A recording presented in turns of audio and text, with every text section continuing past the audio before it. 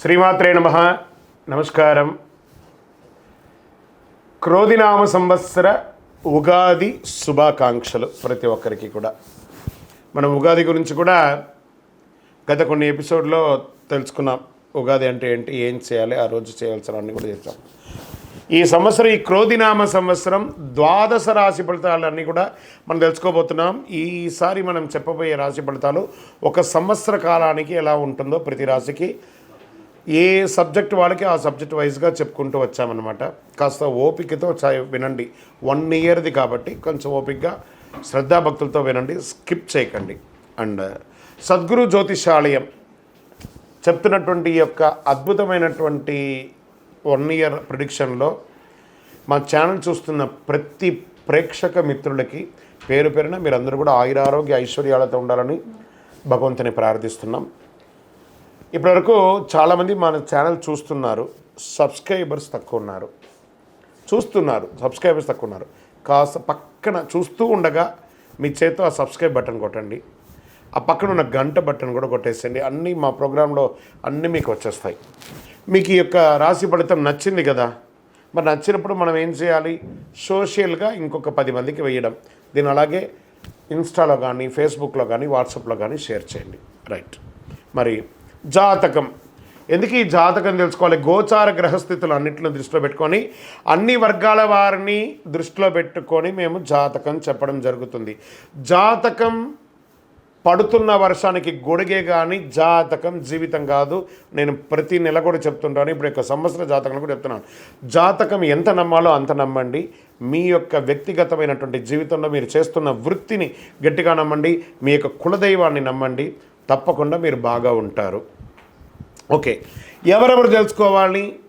21 సంవత్సరాల లోపు ఉన్న విద్యార్థులు, అది స్త్రీ పురుషులు ఎవరైనా జాతకం అడగకండి, చెప్పము. తర్వాత 60 సంవత్సరాల పైచిలుకు వాళ్ళు అసలే అడగకండి. ఎందుకంటే మీరు గొప్పవాళ్ళు, 60 వసంతాలు చూసుంటారు, మీకు అన్నీ తెలుసు కాబట్టి మీరు కూడా జాతకం తెలుసుకోవడం అవసరం లేదు. సాక్షాత్ మీరందరూ దైవ సమానులే. తర్వాత ఇల్లీగల్ అఫైర్స్ గురించి దయచేసి అడగకండి. గురుగారు మాకు చాలా అప్పులు ఉన్నాయండి. జాతకం చెప్పుకుంటే అప్పులు తీరదు. వ్యాపారమో ఉద్యోగమో చేస్తే అప్పులు తీరుతుంది. మీరు అప్పులు తీసుకున్న వాడి దగ్గర తిరిగి ఇచ్చే శక్తి ఉంటే అప్పు చేయండి, లేదా అప్పులు తీయకండి. అలా జాతకంలో అప్పులు తీరదు. జాతకం చూసుకుంటే కష్టపడాలి. జాతకం చెప్పించి మన దారిని కల్పించుకుంటూ మనం ముందుకు వెళ్ళాలి. రైట్. ఇప్పుడు మనం ఎవరెవరు ఎలా తెలుసుకుందాం అనేది మాత్రమే మనం పెట్టుకుంటాం.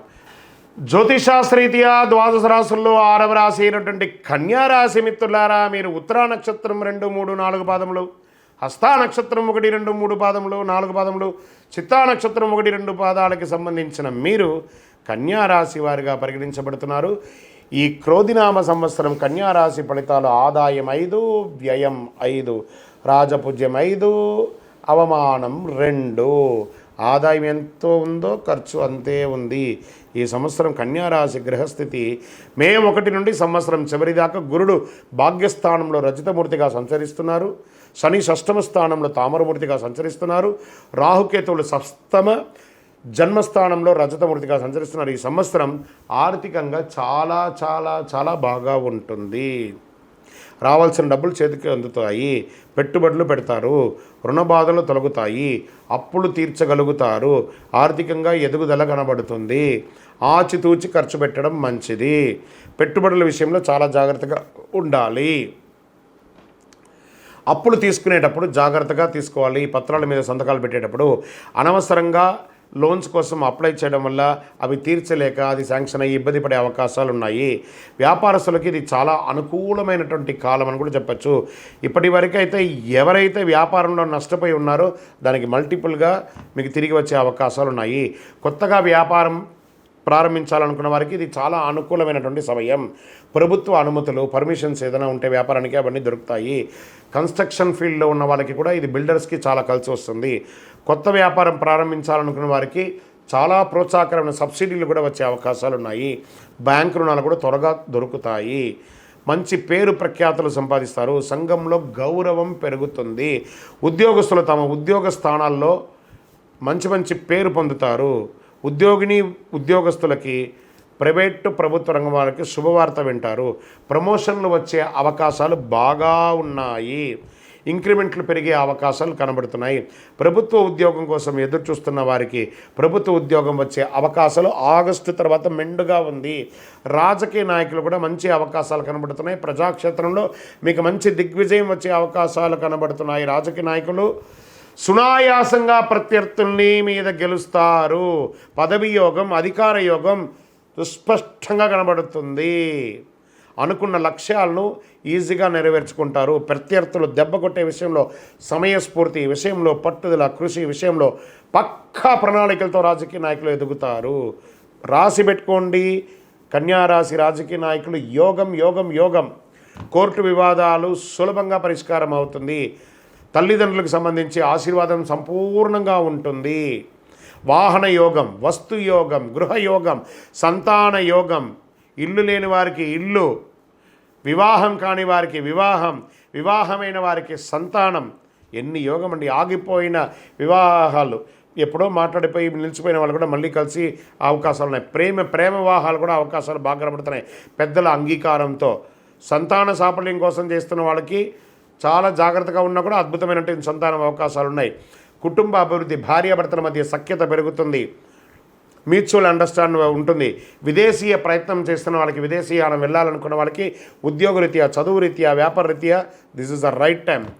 వీసాలు మంజూరు అవుతాయి మీకు. విదేశాలు స్థిరపడిన వారికి గ్రీన్ కార్డు కానీ సిటిజన్షిప్ కానీ వచ్చే అవకాశాలు ఉన్నాయి. సినిమా, టీవీ, మీడియా, కళాకారులు అందరికీ బ్రహ్మాండమైనటువంటి అనుకూల కాలం. తొందరగా ఎదుగుతారు. తక్కువ సమయంలో అనుకున్న లక్ష్యాన్ని సాధించే అవకాశాలు ఉన్నాయి. విద్యార్థిగా చదవాలనుకునే వారికి మీరు అనుకున్న సబ్జెక్టుకు సంబంధించిన యూనివర్సిటీని చూస్ చేసుకొని అద్భుతమైన చదువులకు వెళ్తారు. పోటీతత్వం పెరుగుతుంది. కుల వృత్తులు చేసుకునే వాళ్ళకి ఇది ఒక మంచి అవకాశము, యోగవంతంగా ఉంటుందని కూడా చెప్పచ్చు. ఈ సంవత్సరం మీ రాశి వారికి అతిపెద్ద ఒక చిన్న టెన్షన్ కూడిన సమస్య ఏంటంటే ఆరోగ్యం. కొంచెం శస్త్రచికిత్స అయ్యే అవకాశాలు కనబడుతున్నాయి. జాగ్రత్తగా ఉండండి. వ్యవసాయదారులకి చాలా బాగుంటుంది. కొత్త టెక్నాలజీని ఉపయోగించుకొని వ్యవసాయం అద్భుతంగా చేస్తారు. నంబర్ 9 మీ యొక్క లక్కీ నెంబర్. గురువారం మీకు చాలా కలిసి వస్తుంది. తెలుపు రంగు ఎక్కువ వాడడానికి ప్రయత్నం చేయండి. మీ ఇష్టదైవాన్ని ప్రార్థన చేయండి. ప్రత్యేకించి అయ్యప్ప స్వామి వారిని ప్రార్థన చేయండి. దేవాలయానికి వెళ్ళి ఒక 18 ప్రదక్షిణాలు చేయండి. మీ వయస్సు ఎంత ఉందో అన్ని దీపాలను దేవాలయంలో వెలిగించండి. ఇంకనూ మీ యొక్క వ్యక్తిగత జాతకాలు తెలుసుకోవాలనుకుంటే మీ పరిసర ప్రాంతాల్లో ఉన్నటువంటి సద్గురువులను సంప్రదించండి. లేదా మా ద్వారా తెలుసుకోవాలనుకుంటే ఈ కనబడుతున్న నంబర్కి మీ పేరు, date of birth, place of birth అవన్నీ కూడా వాట్సప్ చేయండి. ఎందుకోసం జాతకం తెలుస్తున్నారో అది కూడా టైప్ చేయండి. విజయోస్తు.